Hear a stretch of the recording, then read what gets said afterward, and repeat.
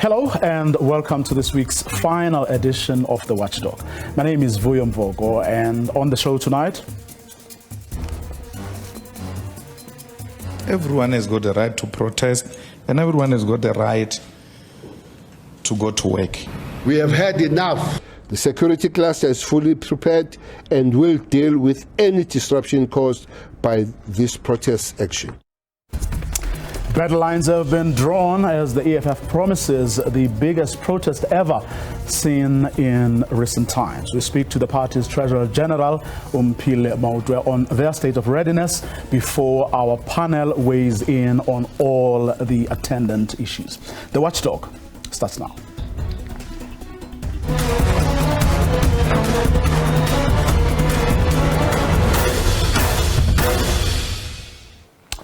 Law enforcement agencies in the country have warned those participating in Monday's shutdown that disruptive criminal behavior will be dealt with. The National Joint Operational Intelligence Structure, or NATJOINTS, briefed the media in Pretoria a short while ago. The NATJOINTS assures members of the public that enforcement of the law will be executed within the relevant prescripts to ensure stability in the country. This is our update to the country at large that there will be no shutdown. We know of a planned protest. To say there will be a national shutdown, it's rather misleading. Everything from business to services will be fully functional and operational and accessible. We are not going to allow lawlessness and acts of criminality. Those who are found to be at the wrong side of the law will be dealt with accordingly. The work of the NATJOINTS is cut out for us, and as such, we are already on the ground and we are ready to respond to the call of duty. Members of the media, it all system goes. Joining me in studio from the party organizing the shutdown is EFF Treasurer General Umphile Mautwe. Good evening. Thanks very much for coming through. Good evening, Vuyo. Good evening to the viewers at home. You guys are ready? We are ready. We're combat ready. There's going to be a national shutdown. It must be noted that the state wants to unleash violence on us. The state, we're telling the state, we've been saying this from January, that they are planning a national shutdown. The state, a week before the shutdown, comes and says there will not be a shutdown. So they're confronting us. They're confronting us directly, and they are denying us our constitutional right to protest. So instead of them saying we acknowledge that there will be a shutdown, however, we've got mitigation plans in place to combat anything that could hamper the production of the day. No, they are saying there won't be any national shutdown. So basically they are saying when we take to the streets, they will be in the street to deny us to take it to the streets. So they are planning violence on us. They are planning to kill us. Now the question is, are we going to see the repeat of Sharpeville? Are we going to see the repeat of Marikana? Are we going to see the repeat of Langa? That's what the state is planning, Vuyo. We have been saying as the leaders of the EFF that we want a peaceful protest, and it is within our constitution. Unless if the state has got a new constitution that nobody knows about it, then they should have brought it to us to say, no, your right to protest is no longer there in the constitution, and therefore we as the state were denying you that right to protest. So the police and the minister must actually be charged for wanting to unleash violence on the people that are peaceful. We come in peace. It's within our right to protest. How can they say there's no national shutdown when we tell them there's national shutdown? Even the stakeholders, by the way, that we've been engaging businesses, big and small, explaining to them the reasons why we want to embark in a national shutdown. The businesses are responding positively. They are closing. We've got lots and lots of businesses that are saying, we will close the shop. We might not join the strike, we might not join the protest, but we accept that it's your right to protest, and therefore we will not stand in your way. We will not even stand in the way of the workers who want to join that strike. But here is the state saying, no, there won't be any shutdown. So Becky Cele must tell us, What informs his decision to say the police must go out and that there will be no shutdown? And then Chandi Mudisa comes and say the military is on standby. For what? What exactly are they planning? Based on what? What is your understanding of what shutdown means? In other words, what should South Africans expect on Monday? So there is no formula for protest, Vuyo. We are taking it to the streets. We are going to occupy the streets of South Africa. Every corner of South Africa will be occupied. All 4,468 wards of South Africa are going to be occupied by the EFF members and those organizations, political organizations, and union movements that have supported us, and NGOs, and ordinary South Africans who are sick and tired of load shedding, who are sick and tired of unemployment, underemployment, underpay of workers, who are sick and tired of being landless, who are sick and tired of being told about the economy that doesn't benefit the majority in this country, which is black and Africans in particular. So our people are saying to us, enough is enough. They've seen us fighting in parliament, and when we fight in parliament, that's the sickness of the ANC. They say, no, it's only for the 4 of you. Now we want to demonstrate to them, actually, it's not for the 4 of us. It's the whole country that is sick and tired of your president who stashes money, stacks and stacks of dollars of money in his mattress and his sofas. So we want to demonstrate to them that it's not the 44 members of parliament of the EFF. It is actually every person who stays in this country who is affected by load shedding, and every person who says, but enough is enough. We can't allow the sitting president to violate the oath of office and nothing happens to him. Now, what have you done to, I heard your deputy president earlier in the day on one of our radio programs talking about agents provocateurs who may want to, take the opportunity and be violent or loot or whatever. What have you done as the EFF leadership to ensure that there is no violence meted out, there is no looting done in your name? In other words, have you gone out of your way to ensure that such opportunists, as you call them, don't come in and use the opportunity for their own ends? Our members are disciplined members of the movement, and the center is holding in the EFF. When we issue a command from Winnie Madikizela Mandela House, there at Gandhi Square in Johannesburg, to everybody who's our member, they listen to us. So you can be rest assured that there's not going to be any looting of any sort. But also what is important and what is good is that this shutdown is going to happen in each and every ward. So we've got branch command teams of the EFF. So we know each other because we are from the same ward. If there's any person that we don't know, we will be surprised, or Paduena, who are you? Whether you are an EFF member or you are not an EFF member, but because we are not moving from where you stay, we are not passing people from Ward 1 to Ward 10. In Ward 1, the members of EFF in Ward 1 have organized the community of Ward 1 to shut down Ward 1, and they know each other in Ward 1. So that's one thing. But the second thing is that we will be able to identify those people, those elements, very, very quickly, and we'll isolate them and we'll unleash them to the police. Actually, that's what the police should be focusing on. And they must arrest those people, because as we plan, we know who we're planning with. We've been crisscrossing the whole country. We've been on the ground talking to our members. Our members have gone out to talk to the community, all society, members of the society. So we know who's coming to the shutdown. We will not be shocked that there are people that we don't know, suddenly we don't know, and they come with anarchy, and we'll isolate them because we're saying we're coming in peace. Yeah, but remember, you are asking people, including people who may not be members of the EFF, to join the protest. So you are going to have people that you may not know. So what I'm asking is whether you've gone as far as telling your members that where there may be people that they don't know or may not recognize, who may not be up to things that you don't approve of, have you gone to the extent of telling them what then they should do? We know each other, we come from the same ward, we come from the same village. Why will I not know the people in my village? We know each other. And I'm saying to you, anarchy will happen if, for example, and that's why we went to the stakeholders, to say to the stakeholders, who are embarking in the national shutdown. You are running a business, fish and chips, or you are KFC. Our people are angry. Our people don't have money. Our people are unemployed. You honestly, in your right mind, you can't open KFC and there's lots of people who are roaming around the streets who are hungry, who are telling you that you are sick and tired of this company. Who must protect your KFC now? We can't protect your KFC. We warned you that there's going to be a national shutdown. What do?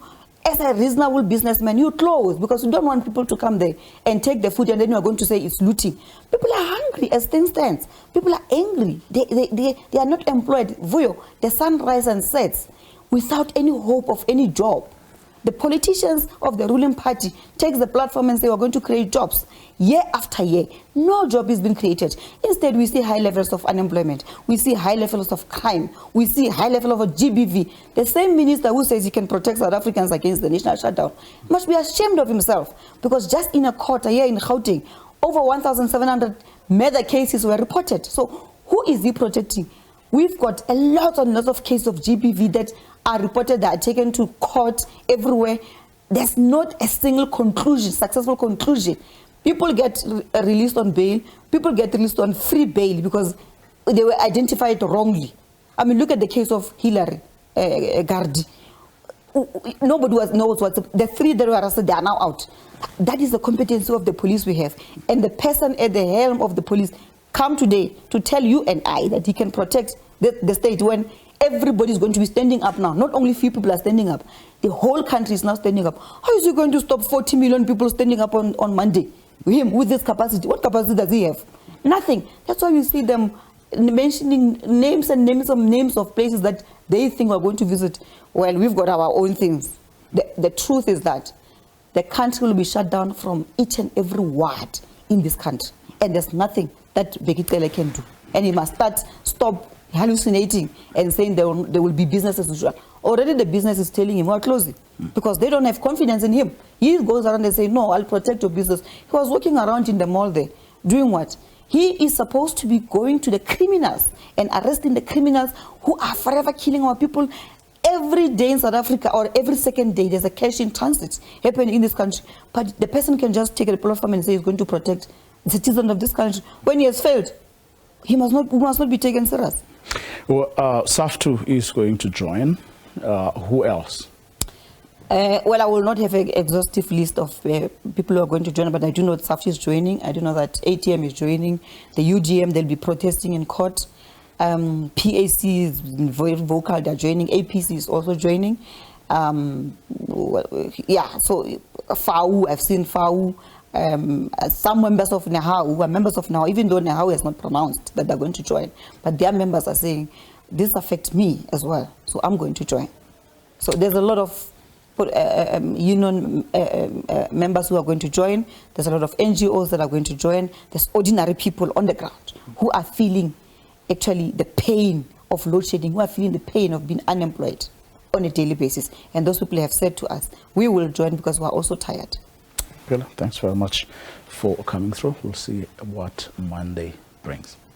Thank you for you. She's, of course, the Treasurer General of the EFF, for the people behind Monday's shutdown. Up next, our panel for this evening weighs in on all the attendant issues. It's comprised of SAFTU, who are joining the march, but we also have one of the NGOs that are against the march, as well as an independent analyst. That conversation up next.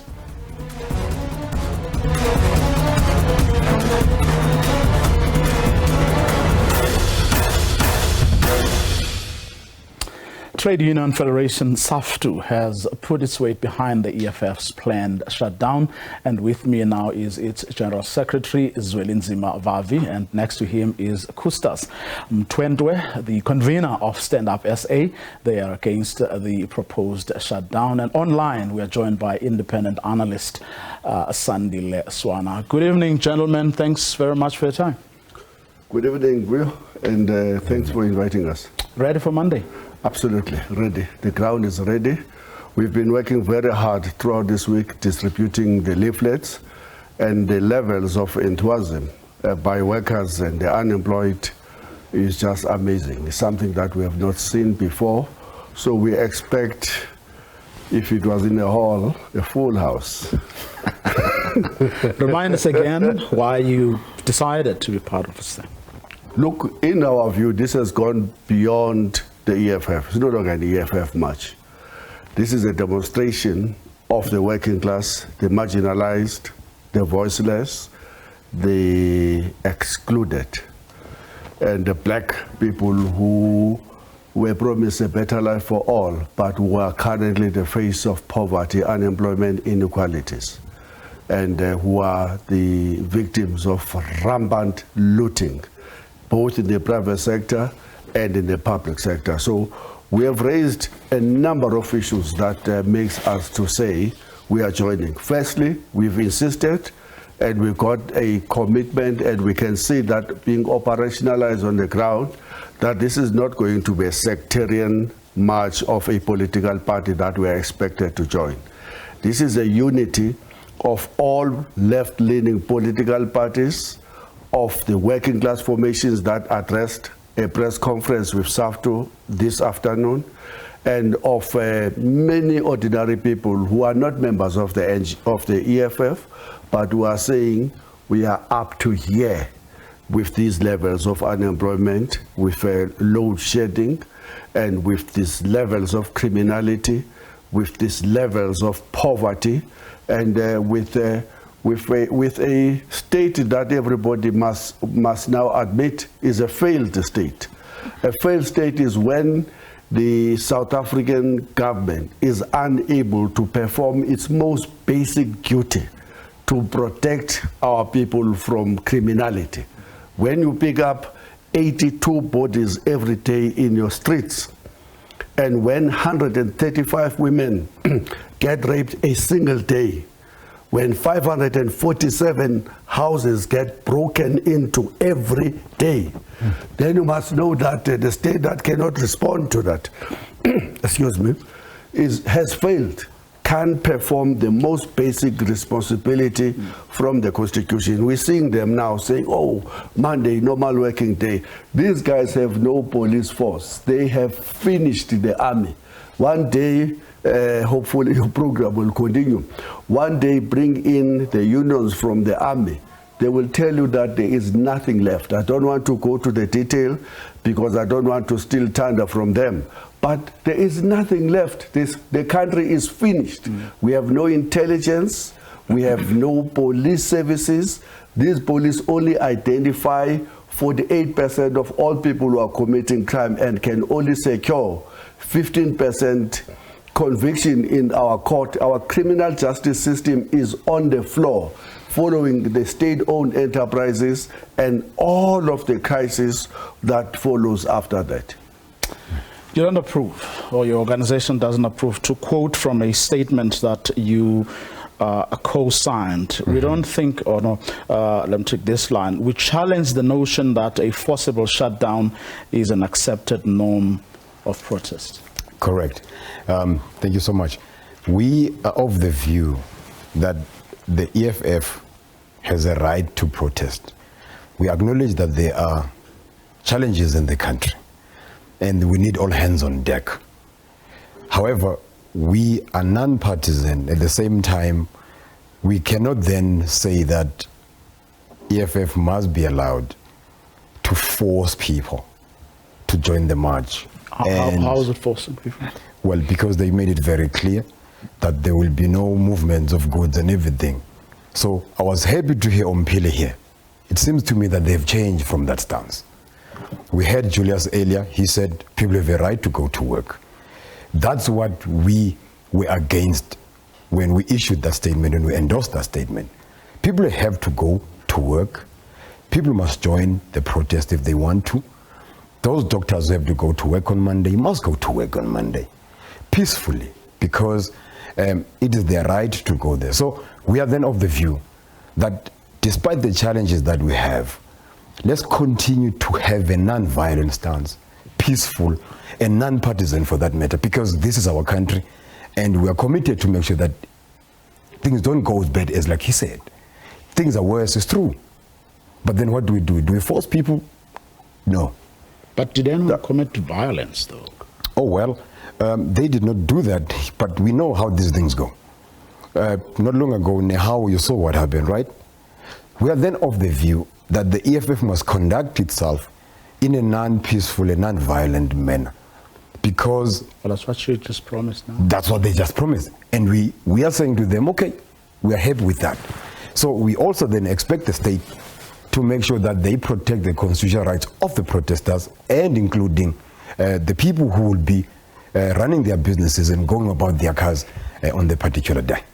I was looking at the list Yes. of organizations that signed this. The iron is not lost. I mean, many of some of these organizations were in fact part of protests of a similar nature Yes. during Jacob Zuma's reign. Yes, it's true. Those organizations today remain non-partisan, right? What they do not... So the one today should do what they did yesterday. But wait, here's the thing. we have to conduct ourselves in a peaceful manner. If you remember, was there a shutdown of this nature during Jacob Zuma's time? No. Did we force people to go? No. Do you know what South Africans did? They joined the march because they were allowed to do so. Those who went to be a doctor, he was never stopped. So we are saying, even in this case, the EFF can do the same thing.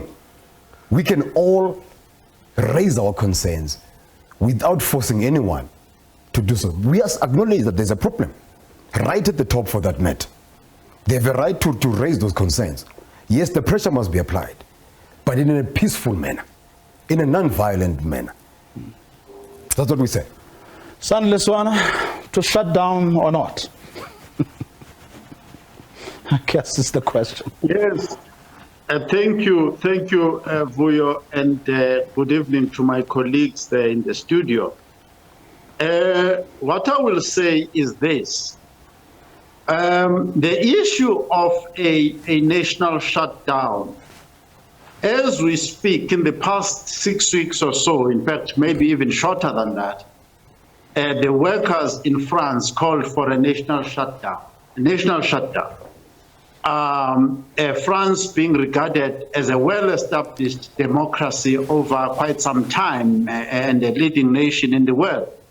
So the idea of a shutdown is not in conflict with democracy and good governance. Number two, there is no, it's just a mass of people that get involved. For instance, even if you don't call it a shutdown, if the number of people that get involved is so large that in actual fact nothing else is happening, it can be a shutdown. So it's a matter of statistics. And the other thing that I want to add to this is that there is a subject called risk management. Now, if you want to know whether a particular person is violent or not, you then examine their history. That's why when we employ people, we check their criminal records and other things to see if in their history there's a pattern of violence. Now, the EFF has participated in and even led some large protests in South Africa. So we would have to say what incidents of violence have been happening around that. And in as far as I'm aware, there has been no extraordinary violence associated with the EFF. If we look at the actual statistics, in fact, what I'm aware of is when the EFF has been gotten beaten and even called cockroaches, and even now there are threats that have got no scientific basis that are targeting the EFF without evidence. So we do need to be worried a little bit about those ideas as well. And lastly, what I would like to comment, in as much as we're not yet there are people here who have effected regime change of one kind or the other, which is one thing that they are talking about now. They did not consult us as the citizen when they went to remove President Thabo Mbeki from power. They didn't ask us as a citizen. They did it all by themselves without an election, without calling a national election. They removed President Zuma without calling a national election. Cyril Ramaphosa resigned himself without calling a national election, and they brought him back into power themselves, and so on and so forth. So there's a lot of lack of clarity and exaggeration. And the last thing I want to say about this is that the most dangerous thing right now are vigilante groups. There are people who see the EFF in a particular light and who would like to get an opportunity just to beat up the EFF, blaspheme them, shambok them, and do all sorts of things to the EFF as vigilantes. And there are groups who wouldn't hesitate, I think, from what I've heard, to even plant agents provocateurs inside these protests. And I can say these things because I used to lead these protests myself in my younger days. I know what goes on in this protest. So Professor Andre Thomas Hausen of UNISA, emeritus professor, has told us that Cyril Ramaphosa, in order to win the 2017 election, a lot of money was raised in London and in the European Union to install him here. Now, for other countries and other nations to be busy manipulating our politics and determining who becomes a president and who must be removed and another one put in at the instance of foreigners, we are already in trouble and we do need a change in South Africa. And people must not pretend that we do not have a president in South Africa who's been imposed by Western powers, who raised money in London and spent that money to install him into power in South Africa. That needs attention. Let's take a listen to what the National Commissioner of Police had to say as he was giving the men and women in blue their marching orders. They do not have any permission or any right to harm anybody, to disturb anybody, to block any South African that wants to go about his or her job in that particular time. Many South Africans are on your side. Many South Africans don't want this nonsense to happen. And this nonsense must not happen. And you are there to make sure that this nonsense doesn't happen. That, of course, was the Minister of Police addressing the SAPS today. But the National Commissioner of Police also spoke to the men and women in blue. And here's what he had to say. Yes, exercise maximum constraints, but when the inhabitants go out of line, bring them back. And you are trained, you know how to bring them back. It's minimum force to bring them back. You know what it means. Interesting. What the minister, how the minister spoke and what the National Police Commissioner, you know, and how he spoke. Absolutely. The minister he is embarking on a war talk. And he sounds more like Adrian Flock or P.W. Bottas waving finger at any kind of a protest in South Africa. It's more like really this notion that they have developed in their head that there is insurrection coming. They are going to be storming the Bastille on Monday, and we are going to be unseated. That's what they are pumping themselves with, that propaganda. And you can hear the minister, I heard him during the day saying, really fighting people who are going to be embarking on a peaceful demonstration. We have a constitutional right to protest on Monday, and that's not nonsense. The nonsense is what the minister is saying. We have a right accruing from this constitution to protest as long as that is peaceful. And we have made a statement over and over that we are not going to associate ourselves with demonstrations that are taking a violent nature or making life hell for other people who don't want to form part of that demonstrations.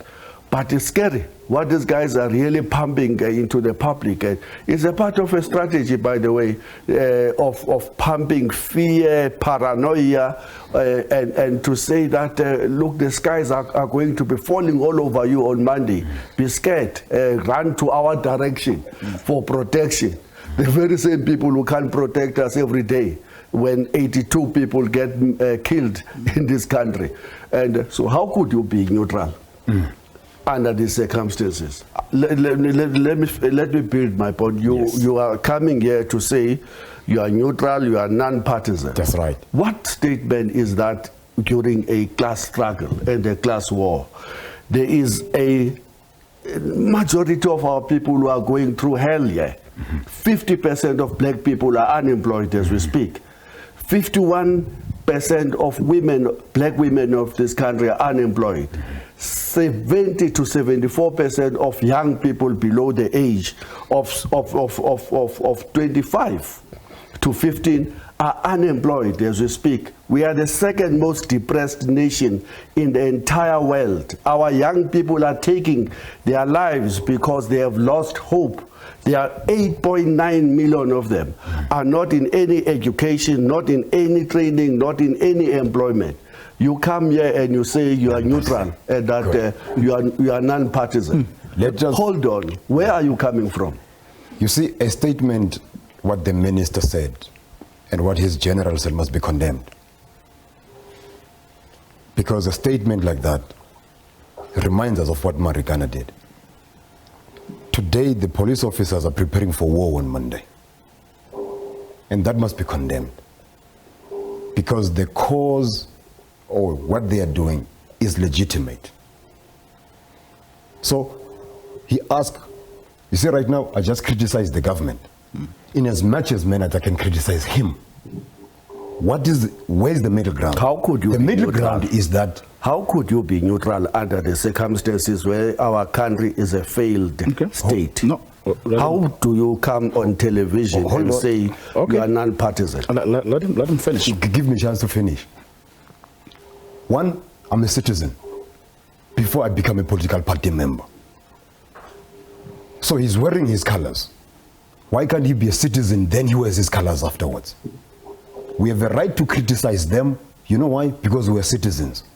We have a right to criticize the state like we've done today because you know why? We are citizens. Why is it that he and the EFF did not join the march that Stand Up SA did to ESCOM when we were complaining about load shedding and say no to 18%? Do you know why he didn't come? Because we told them that we don't want to see his colors, we want to see him. So the problem that we have in this country is that he wants to show us his colors. He doesn't want to leave his t-shirt at home and say, Kustas, I'll join you to the march to ESCOM. All right? If I organize a non-partisan march, non-violent, peaceful march, he's not going to show up. And then he then says to me, look, Kustas, come with me to Pretoria. I'm willing to support him to Pretoria under one condition. He's peaceful, he's non-violent, and he operates within the law. But he just said that that's also, SAFTU's precondition for participating. Good. So we're not in disagreement here. Because he's saying that the war, they're being attacked. And then I'm saying to him, in as much manner that I can criticize the state too. His call on the pain of South Africans is my pain.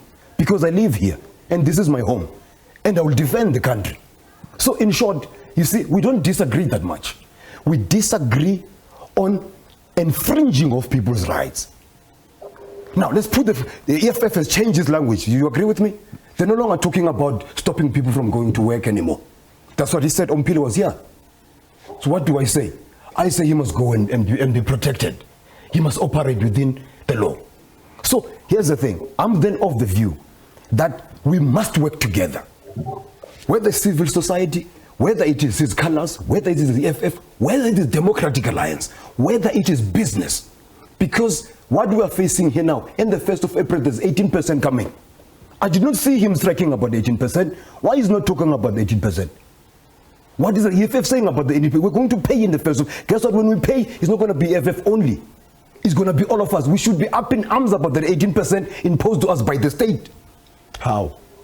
Right? How? So, you see, what's going to happen right now, we should have been protesting. He must prove to me that when he had 18%, he was upset, and then he did something about it. What did you do about the independence coming up on the 1st of April? You have been sleeping somewhere. Yes. Let me wake We me have up. been protesting every Wednesday night between 7 o'clock and 9 o'clock outside the ESCOM gates. Where have you been? On Friday, yesterday, I was Hold on. outside the ESCOM Secondly, gate. He wasn't there. I Yesterday. say every Wednesday between 7 and 9 o'clock in the evening. You were there in the morning. That's why you can't see us.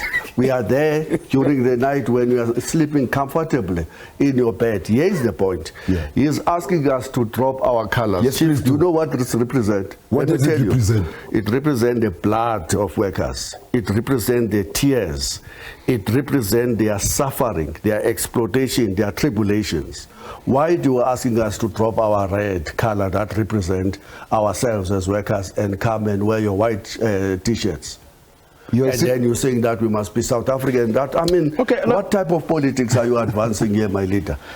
The point is, if we are telling you that there will be no violence and that the demonstrations are going to be peaceful, and that we will isolate all of the agent provocateurs who may be planted to cause problems there, what then stops you from forming part of the demonstrations that are meant to highlight the fact that since 2007, we have experienced not 18%, but 800% increase in the tariffs for electricity.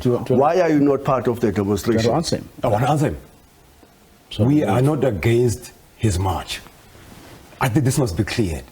We are against the forced shutdown, the stopping of businesses from operating, stopping of people from moving up and down. Wait, you see right now he has transformed. He has changed from his stance. Did you ever hear me saying that businesses will be forced to close down? Hold it. Did you ever hear anybody from? We have a clip of Julius saying that. It's there. He knows it. I know it because we were listening to it. We know it. But this afternoon, even this evening, he has changed. Guess what I do when he has changed? I say any South African who wants to go can go. Right? Okay. But any South African who wants to go to work on Monday must go to work on Monday. Julius just said, right? Any truck that goes to work on Monday must go to work. You know what Julius said? He said he has no reason to stop people from going to work. Okay. We were there, me and you heard it. So people must go to work on Monday. By all means. The mama that we saw, who was selling those chickens, must go to work on Monday. Julius is not going to stop him anymore like he promised to do so. Therefore, we support his march. We said he must go. As long as that mama is allowed to sell his chicken, as long as KFC is allowed to open and do business, the truck from here to Richards Bay must go. Sandy Leswana, I saw something interesting yesterday. Because not since the days of the person Joel Nachitenze, who led GCIS and was a cabinet spokesperson, not since those days have we had cabinet statements that go beyond cabinet as noted, cabinet is congratulated, cabinet is said. The current cabinet spokesperson had a briefing yesterday, post-cabinet briefing, where they were talking about a whole host of issues. But it was interesting when the language that was used or the approach to this whole national shutdown. It was quite interesting. I mean, I read cabinet statements every week, whenever they come out, because it's in the nature of the job that we have to do, and it's been years that we sort of heard or read the kind of or some of the things that were said. Let's take a listen to what the Minister Khumbudzo Ntshavheni had to say yesterday at that post-cabinet briefing. The only demand, which is the basis for this protest action, is the plan to remove President Ramaphosa from office through unconstitutional means. What we want to inform all is that regime change through unconstitutional means will not be tolerated, and it will not happen in South Africa. Anyone with ambitions to govern this country must wait to contest the 2024 general elections. Attempts to cause disruption and disturbances in the country will be met with the full might of the law, and we must also clarify that no amount of political adventurism should sway South Africans. Sandile Swana. This statement is not dissimilar to the statements that were issued by the cabinets of the apartheid government, the securocrats of the apartheid government. We used to listen to these things as we planned an assortment of protesters, students, and so on. The issue of regime change is very relevant. Helen Zille, I listened to her interview recently, carefully, and she has said that there is no solution to the problems of this country other than to remove the ANC. That statement on its own is a statement of regime change. What remains to be debated is the methods that Helen Zille would then promote to achieve regime change. Regime change is not determined by elections. You don't have to wait for elections. The ANC never waits for elections to throw out a president. Thabo Mbeki was thrown out without consulting the citizens, without consulting the 11 or so million who had voted for Thabo Mbeki. By the way, the ANC achieved record, never to be repeated, of support under Thabo Mbeki. But that is the president who was the first guinea pig of regime change, followed by Zuma. Cyril took his own initiative to resign. Certain self-interested people who are not thinking about us. Cyril had determined on his own that he has done enough wrong in South Africa, that he must now resign and allow somebody else with better morals and better competences to run the Republic of South Africa. The people who are self-interested, with narrow interests and business interests supporting them, have propped Cyril up in an office that he had already rejected. And he's sitting there, lost, not knowing what to do. And the country is collapsing under his incompetence and moral bankruptcy. So this statement by Nchabeleni, analysts may say, she is eminently unqualified to be the head of security. A security that has failed to bring to justice the people who launched from within the ANC the July 2021 insurrection. And a lot, even this Nehau example that were given in this show, Nehau is a member of the Tripartite Alliance. To the extent that they have exercised violence, they are part of the SACP, they are part of the ANC, and they have a track record of violence. Marikana is part of the track record of the ANC. The death of Andries Tatane is part of the violent track record of the ANC. And let me add this, that Thabo Mbeki said that the violence and the murders that took place at Marikana, the massacre itself, was eminently avoidable. And I'm happy that the head of the police said minimum force must be used. And this minimum force relates to a number of things. One, they need to watch out for those right-wing organizations that want to inflict harm to the protesters. They need to watch out for agents provocateurs who want to besmirch and create chaos and introduce fear in South Africa. And also the EFF itself needs to work closely with the police as well as SAFU and all the participants in the protest to make sure that criminals of various kinds are contained using scientific and professional methods. So the statement by the Minister of Intelligence and National Security is reflective of the standards, intellectual standards, professional standards, and standards of competency that have been dropping sharply since the 2007 Polokwane Conference of the African National Congress. The DA has submitted a vote of no confidence on the cabinet, and that cabinet has been reinstated and reinforced by Cyril Ramaphosa, who himself deserves, according to the members of parliament, a vote of no confidence. So this statement is a very disturbing statement and an unwarranted statement that is actually making the participants in this protest, is giving a hunting license, it's making them prey to predators who are waiting to pounce. Speaking of Thabo Mbeki, here's what he had to say about this protest.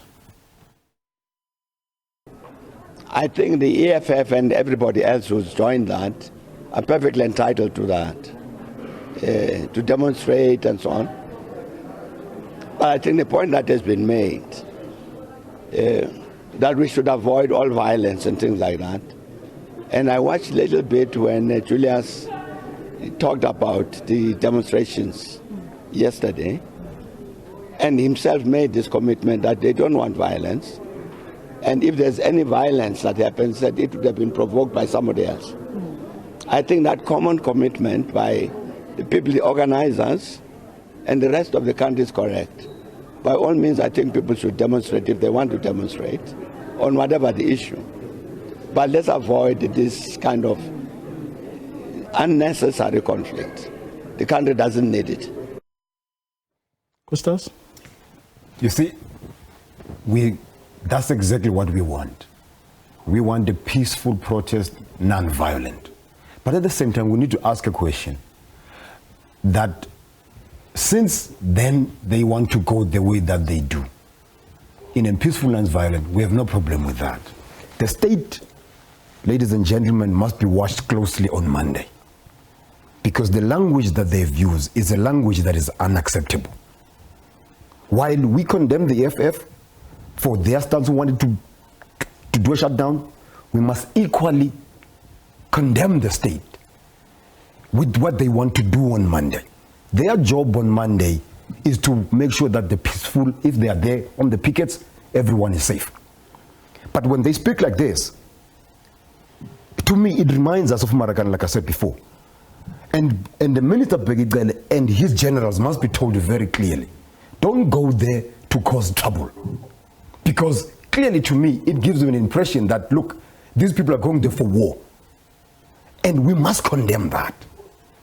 And we must make sure that everybody who goes there is safe. We don't want, like the President Begi said, we don't want trouble here.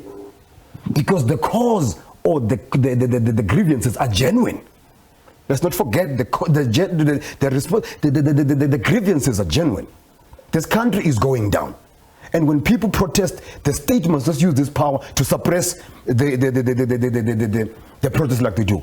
Because that's what I think they intend to do on Monday, is to show, it's come there with a show of force to silence somebody who wants to talk. And they caused this mess that we're in today. And we know that the president at the top is not working. Now, are you happy? Now, to the statements of the ministers of responsible for police, intelligence, and defense, worry you?